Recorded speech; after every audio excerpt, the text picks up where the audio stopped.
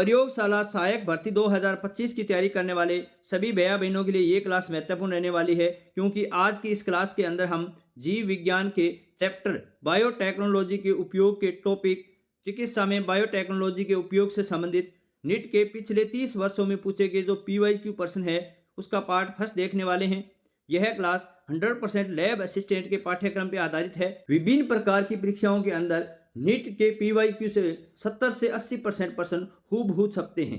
आप भी पूरी क्लास को अच्छे से देखना, पूरे प्रश्न को पढ़ना और उसके उत्तर मन में सोचना, इससे आपकी भी अच्छी प्रैक्टिस हो जाएगी। निम्न में से कौन सी तकनीक एक रोग के प्रारंभिक उपचार के लिए एक प्रारंभिक निदान में उपयोगी नहीं है?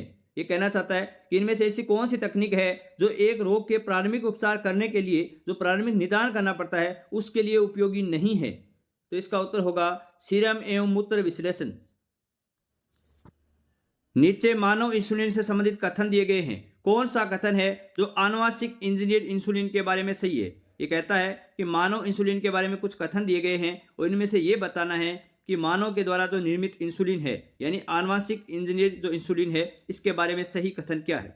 मानव द्वारा निर्मित इंसुलिन था उसमें ए और बी पेप्टाइड के बीच में डाइसल्फाइड बंध था। तो इसका सही उत्तर होगा ई कोलाई में इंसुलिन की ए पेप्टाइड एवं बी पेप्टाइड श्रृंखलाएं अलग से उत्पादित की गई और इसे निकाल करके डाइसल्फाइड बंध से संयोजित किया गया। तो ऑप्शन बी इस प्रश्न का राइट आंसर होगा। इंसुलिन के संदर्भ में उचित विकल्प का चयन करना है। हमें कुछ विकल्प दिए गए, इनमें से यह बताना है कि इंसुलिन के लिए सही विकल्प क्या है। तो अभी हमने बात की थी कि जो इंसुलिन होता है इसमें ए और बी पेप्टाइड पाया जाता है और दोनों के बीच में डाइसल्फाइड बंध पाया जाता है। तो ध्यान रखना है इंसुलिन के अंदर सी पेप्टाइड नहीं होता है, पर जो प्राक इंसुलिन होता है उसमें सी पेप्टाइड होता है। परिपक्व इंसुलिन में सी पेप्टाइड नहीं होती है, ये बात सही है। RDNA प्रौद्योगिकी से उत्पादित इंसुलिन में सी पेप्टाइड होता है, ये बात गलत है। प्राक इंसुलिन में सी पेप्टाइड होता है यानी पूर्व इंसुलिन में सी पेप्टाइड होता है, ये बात भी सही है।